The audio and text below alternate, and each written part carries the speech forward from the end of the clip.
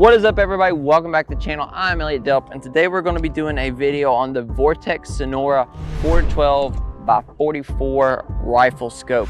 And we're going to be going over this scope in the order of, we're going to talk about who it's for, how it kind of fits in the realm of hunting and whatnot. And then we're going to talk about the specs of it, and then to wrap it up, we're going to talk about how it actually performed and what you can come to expect in terms of performance for this optic. But before we do, I'd like to get a transparency out there. I did pick this up. Vortex doesn't know who I am. Was funded on my own dime. So if you want to support me, you can check out basementoperator.com. There you can find my merchandise where we make all kinds of bougie shirts. We have a tactical and a comfort line, and we're really proud of it. So I really recommend you just go checking it out and giving it a look, okay? So what is this scope and who is it for? This is the Vortex 412 by 44, and this is Vortex's budget hunting option. I'm gonna go ahead and drop the price out there. It is MSRP for $210, but you can consistently find it on Palmetto's website for $120 some with the mount. So I think this is a fantastic deal in that aspect, because for $129, this mount, if you try to buy this mount on its own, is a $100 mount. So the optic and the mount combo, $129. I really don't think you can go wrong at all. This is great for anybody that's looking to find a hunting optic, or you want a little bit longer range optic for your AR. So you can see I have it here on this AR-10, the 16-inch AR-10. I run it a Canon micro on it. So this I feel like is perfect. It held up to the recoil of the 308 just fine, and it works perfectly with this build. It would also go good on like a hunting rifle, like a 6.5 Creedmoor or 308 bolt. If you got the right scope mounts, of course, you couldn't use the Canon one, but if you did use, you could use it on a hunting rifle or something to that nature. So really, this is your hunting scope, or just your entry-level optic for your AR-15.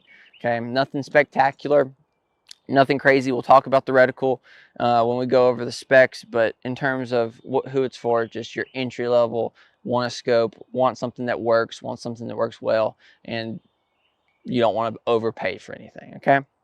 So let's dive into specs of this little bad boy right here. We already mentioned the price, but it is a 4-12 by 44, so your magnification is 4-12. If we want to work our way down the rifle, you have your focusing, and then you have your magnification. It's not really stiff. It's more loose than what they normally are. I would say it's not stiff at all, but it doesn't feel flimsy. There is no throw lever.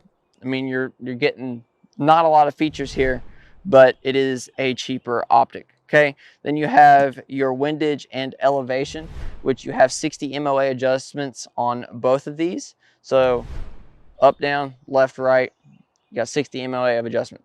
This is an MOA optic. There is not really a reticle. This does have a little bit of a BDC. I will pop it up on the screen, but it is just hash marks that drop down. So you have your main crosshair, then 1, then 2, then 3, and then that bottom line. So nothing insane in terms of BDC, just simple holdovers in MOA increments.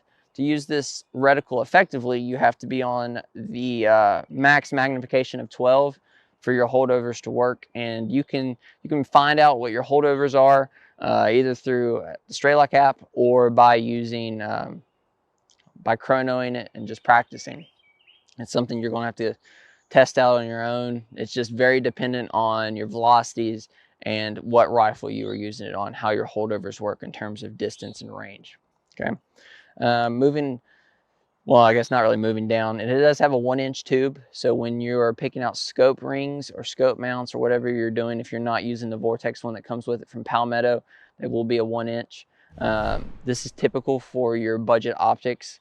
So as you go up in scope size, your ring size will also grow. So like your 1 inch is typically your budget second focal plane options, your 30 millimeters, your first focal plane, and then your 34s are your higher end, longer range optics.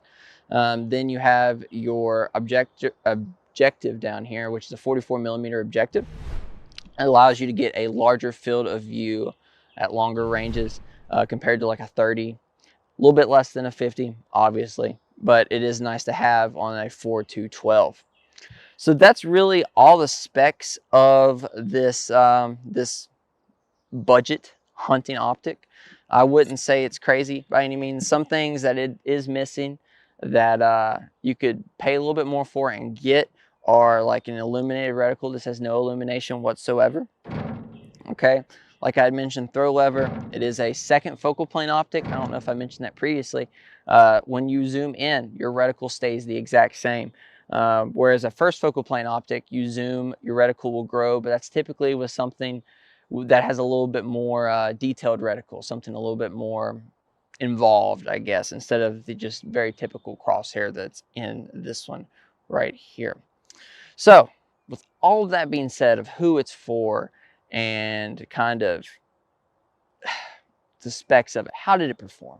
Well, before we talk about how it performed, I would like to say thank you to Kerr Ammo for providing all the ammo for the channel. They support me a ton, and there are some awesome people down there in Texas. If you want to find some really high quality hunting ammo, they are the people to go check out. If you use code DELP10, it'll save you $10 off on that first order. So go check out Kerr. Their link will be at my kind of like feeder page. So if you go to takesomeoneoutdoors.com/links, you will see all the people that I work with. You can click Kerr's button and it'll take you directly to their website, okay?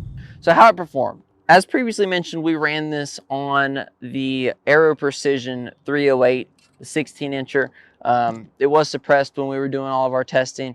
Zeroed good, turns tracked really well. Glass was super clear for the money. I mean, it wasn't no AccuFire $1,200 scope, but it was really clear. It was nice, worked well, did its job. That's what you're looking for. That's what it did. It did its job and it worked. I would feel comfortable putting this on a 243, a 308, a 6.5, all those very typical hunting calibers. It would go great on your grandpa's old Remington 700 or whatever it may be. It would do the job, and it would do the job really well. Setup was easy and I haven't had a problem with it. So I think that really is going to wrap the video. I was very impressed with it. This is my second kind of entry level Vortex scope. I had the Crossfire previously, which this one kind of took the place of. I like Crossfire a lot, so I'm really happy with this one and how it performed. I appreciate everybody for watching. Make sure to hit the like and subscribe button if you enjoyed. Follow me on Instagram. That's where I post all my content deals, and I will see you guys on the next one. Peace.